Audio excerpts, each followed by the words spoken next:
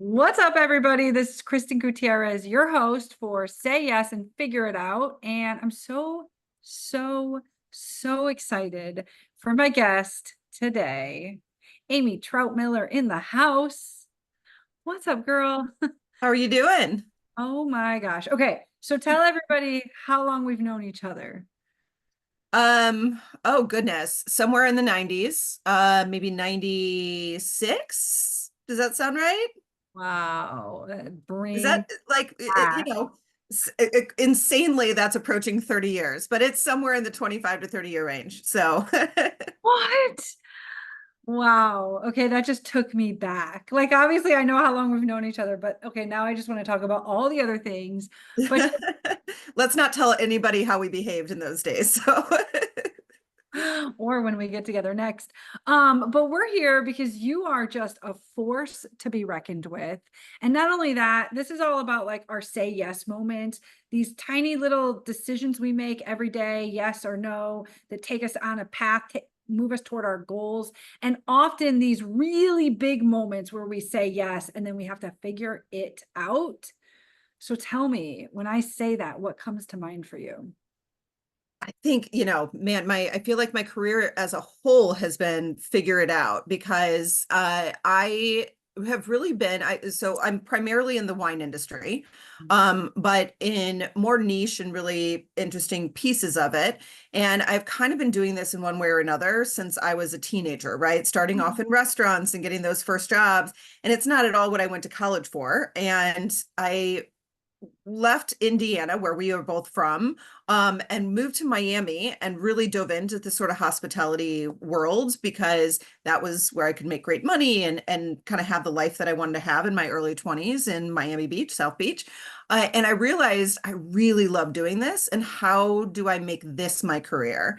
And so it was a lot of small decisions, right? Some big in there, but a lot of small decisions from that point where I realized I really like what I'm doing and where can this take me that I've made since then that has kind of brought me to the place I am today.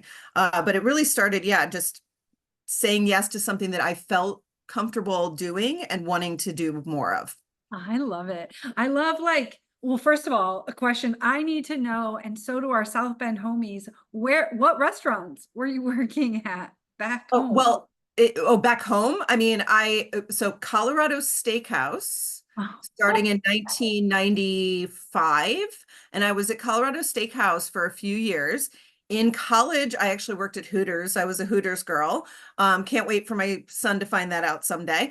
Um, but I was a Hooters girl in West Lafayette. I went to Purdue. I worked at Corby's. I was a bartender at Corby's, which for anybody who went to Notre Dame or St. Mary's, it's obviously the big college bar. So I worked at Corby's and left there after about a year and a half and moved to Miami. And in Miami, I was at hotels and clubs and, doing that kind of life. oh my gosh, so fun. That just in and of itself sounds so fun. It feels Or like a different life. yeah, right. So many things to ask or unpack, but like I don't know if you're ready. When I first like got bombarded by you as a human and your stuff after, of course, all these years knowing you, was when did it happen to you or for you? Like you started your own business, like, right? So you took all that experience and then Yeah. all of a sudden you were consulting. What happened there? I had an entrepreneurial experience over the course of the last 13 years altogether. I had been very fortunate. One of the roles companies that I worked for was Kimpton Hotel Group.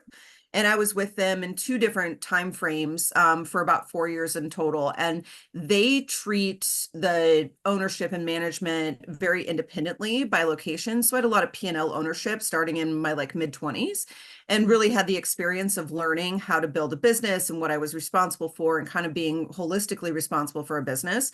And that was, a great, I love the company and I still have a lot of friends from them and it was a great experience. From there, when I decided to leave the sort of hospitality world and move more focused into a different part of the three-tier system of wine, I was a founding partner in a company. At that time, I wasn't the financial founding partner, but I was the expertise.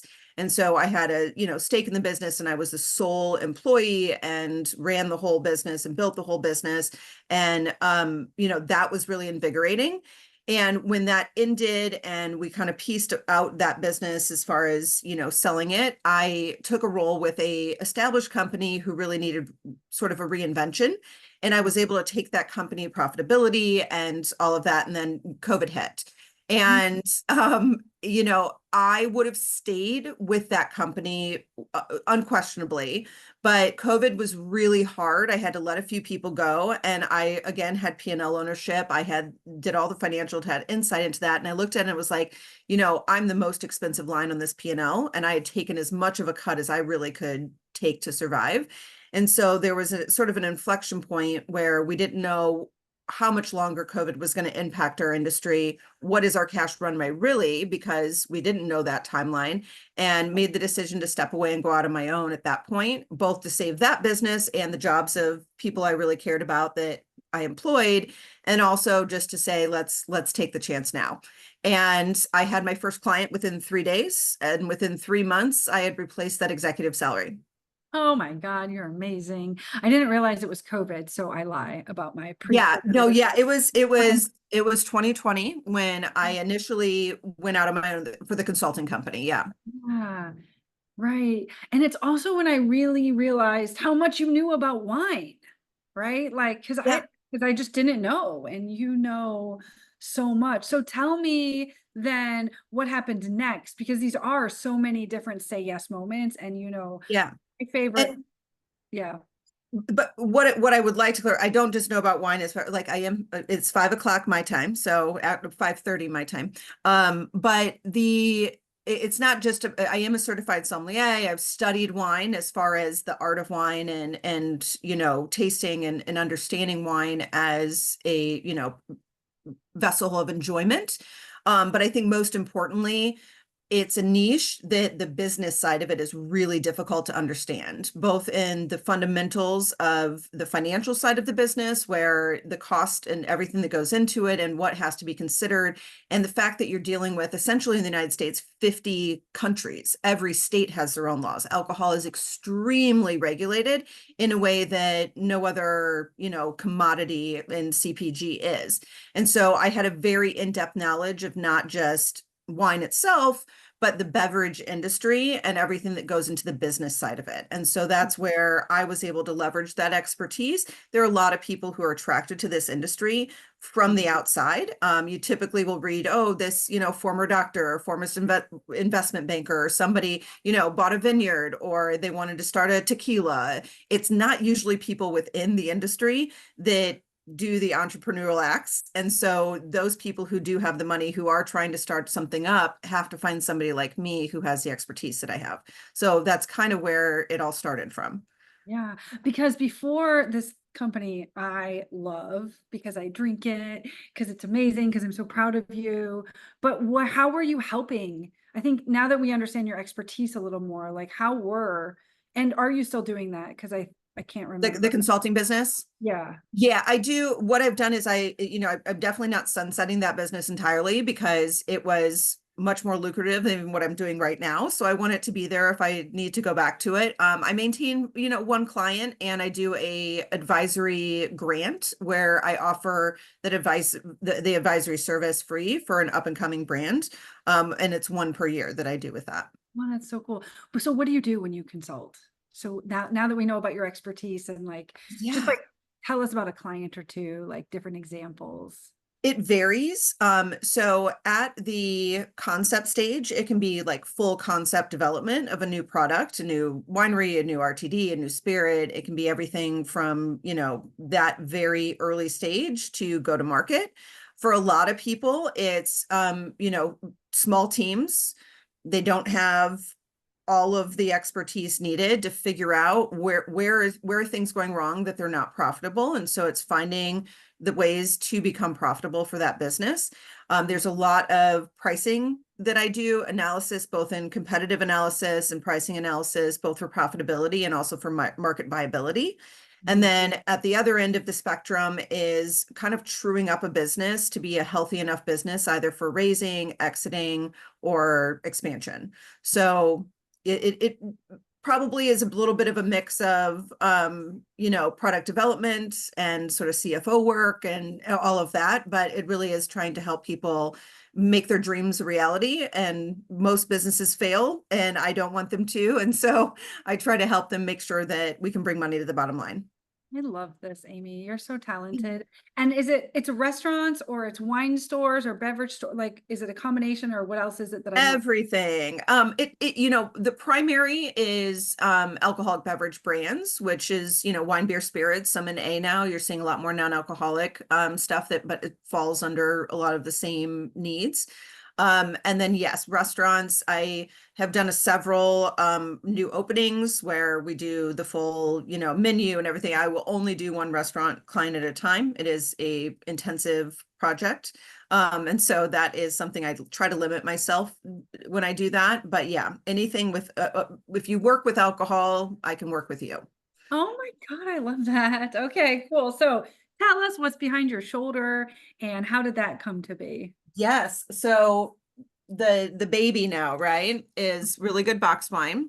So interestingly, so I am now co-founder and CEO of Really Good Box Wine and have been with Really Good Box Wine since mid-year of 2021, which is when we founded the company.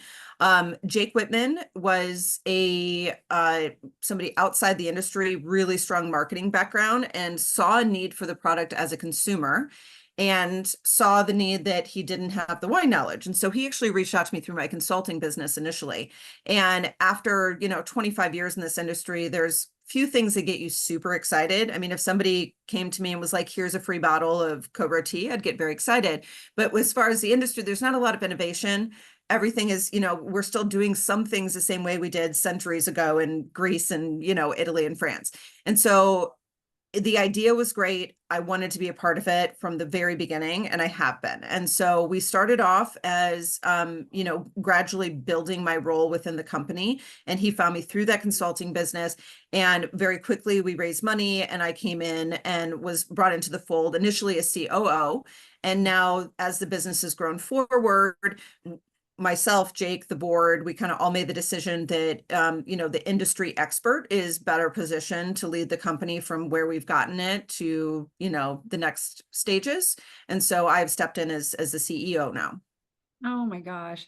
I don't know, like really good box wine. Can we just like talk about the benefits of the product? Because Yeah. you know that I Yeah. like truly love the product. It is, and the funny thing is, I don't unfortunately have any boxes, but when you're like, oh, I'm drinking right now because it's 5:30, I'm like, well, that's cool. It's 2:30 here, whatever, right? I don't have to open a bottle. And Mhm. that is why, I mean, tell us all the things. So, you know, I'll give a few of the macro and micro points. Box wine has been around for 60 years. Actually, this year was 60 years. It was invented in 1964 in Australia. And the technology has come a very long way as far as shelf stability, what the box can do. Bottles should be infinitely recyclable, but there are only 16 states with bottle recycling facilities throughout the US, and less than 30% of wine bottles ever get recycled because it is cheaper to make new glass than it is to break it down and recycle it. However, it is extremely carbon intensive. And so our product, just off the bat, is an 84% lower carbon footprint. Other than, unless if you live in like a municipality, a city that does recycle flexible plastics, you can recycle the interior bladder, but everything else is recyclable, and it has a significant positive impact on the environment. 97% of wine that's purchased is consumed within a year and 93% within 4 days. Most people are buying wine to drink now. Most people don't have a cellar. And so for all of that wine, the glass bottle is completely obsolete. There's no need for us to be producing all of this carbon and making these bottles when you're going to consume a wine within a year of purchase. And so there's all of those sort of, you know, big benefits. Now, most people, as much as they say they care about the environment, that's not driving them to purchase. The biggest thing is that 51% of Americans are now saying, self-reporting, that they're drinking in moderation, and 48% of people who are wine drinkers admit to dumping at least one bottle a month that they've opened. And so it's significant that people are, instead of choosing wine, because you open that bottle, oxygen gets introduced, and if you don't finish it within a day, 2 days, you're dumping it down the drain. So it's a waste, both of money and of good wine, or maybe not, depending on what you're buying. And so people are buying beer or spirits or something else that they can have one at a time. And we are a product that stays fresh for 6 weeks after you open it. And I remember you texted me after you came back from a trip and you were like, I was gone for 2 weeks. And I was able to pour glass when I walked in from the airport, and it was the greatest thing you were sold in that moment, even though you liked the wine before. It was that fact that you had traveled and came home and didn't have to think, oh, I don't want to, I just want to go to bed, but I'd love a glass of wine. And you had it, right? And so I remember you sending me that text. I'm like, that's it. Like that's the biggest benefit. But what makes us different truly is the quality. So we produce wine in a small winery in Sonoma.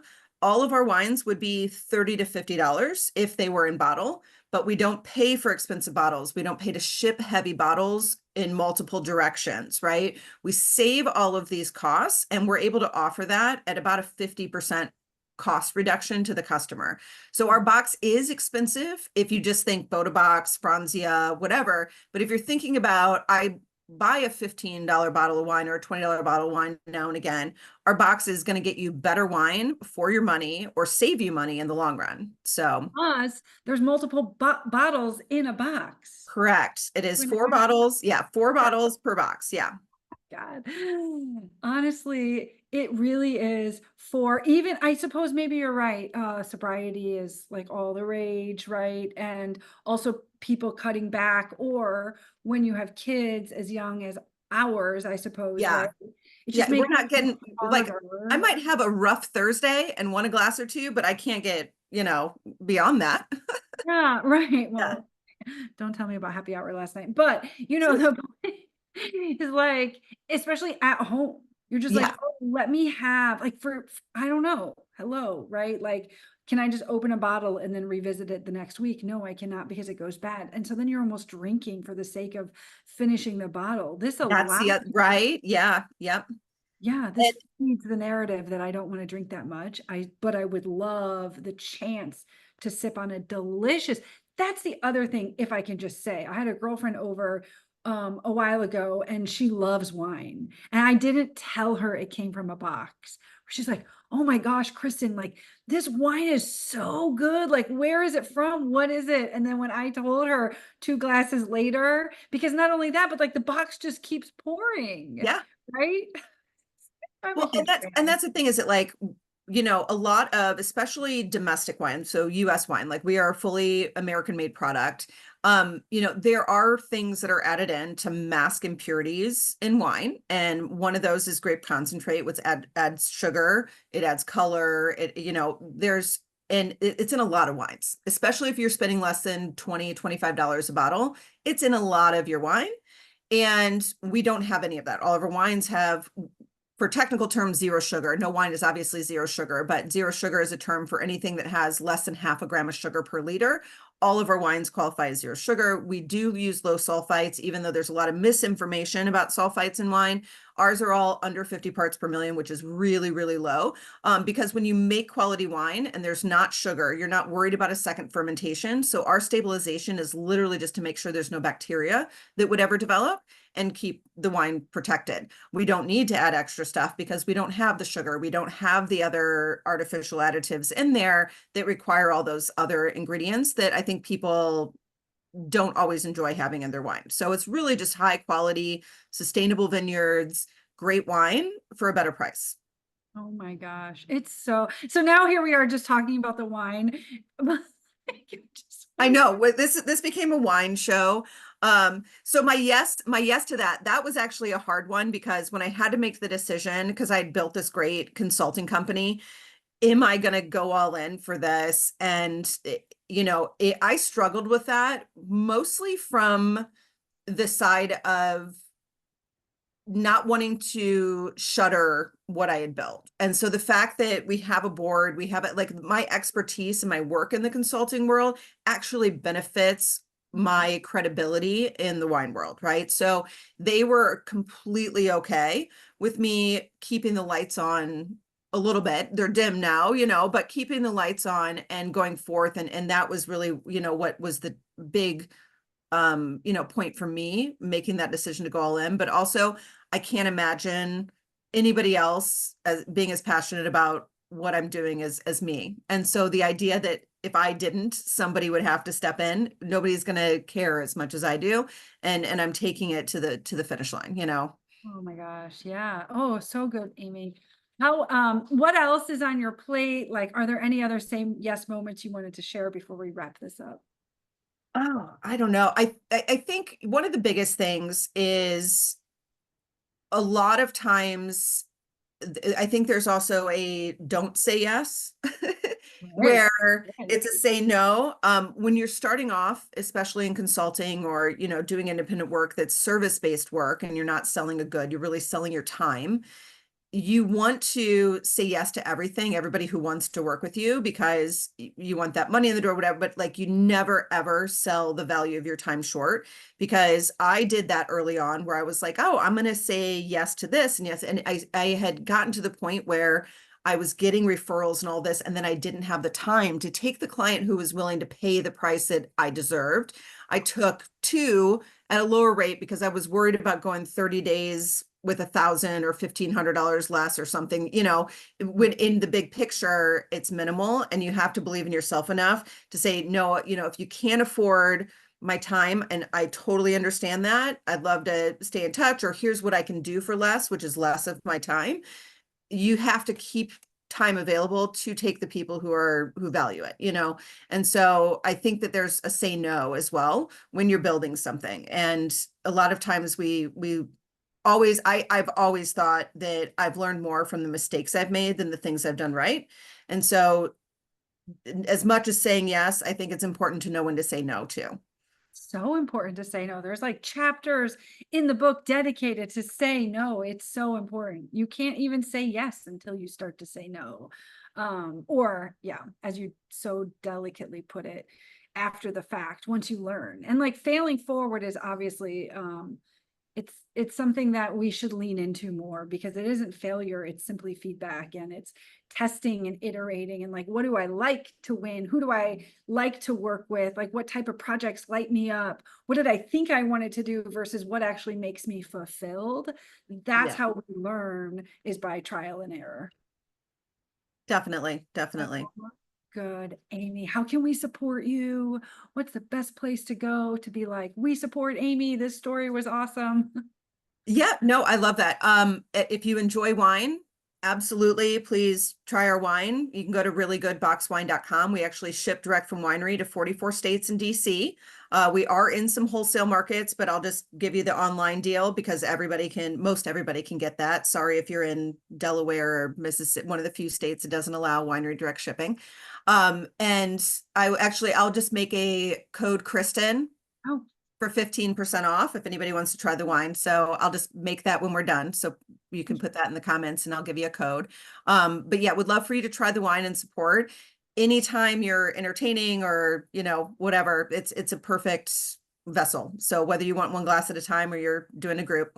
If you have questions about the alcoholic beverage industry, what I do, you can reach out to me. I have way too many emails, so I'll keep it easy and just say the Amy@reallygoodboxwine.com. So we're keeping the domain name the same, but Amy is AMY, and you can reach out to me with questions. I'm also happy to tell you what to pair with your weekend dinner. So, I love people getting into wine. It's okay if you don't know a lot. Most people don't. Just enjoy a glass and know what you like and explore.